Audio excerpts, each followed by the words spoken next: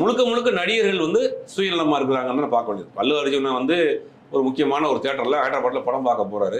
அல்லு அர்ஜுன் வர்றாருன்னா பொதுவாகவே ஆந்திரா ஆடியன்ஸு கொஞ்சம் காரமாக தான் இருப்பாங்க.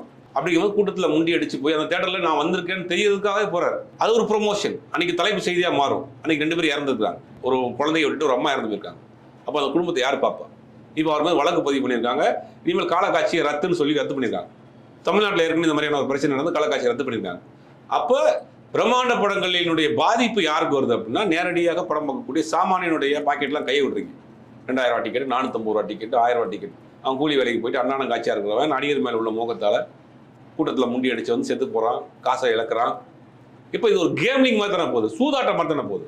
இவன் கவர்ச்சி, நடிகர் மேல் உள்ள கவர்ச்சி, பிரம்மாண்டம் இதெல்லாம் காமிச்சு அவன் பாக்கெட்டில் இருக்க பணத்தை நீங்கள் வந்து 100 ரூபா கொடுத்து படம் பார்க்க, 150 ரூபா கொடுத்து படம் பார்க்க வேண்டிய படத்தை 400 ரூபா, 500 ரூபா, 1000 ரூபா, 2000 ரூபா வரைக்கும் நீங்கள் வந்து ஏமாற்றி தானே எடுக்கிறீங்க. அப்போ நேரடியாக இதை பாதிக்கப்படுறது யாரு?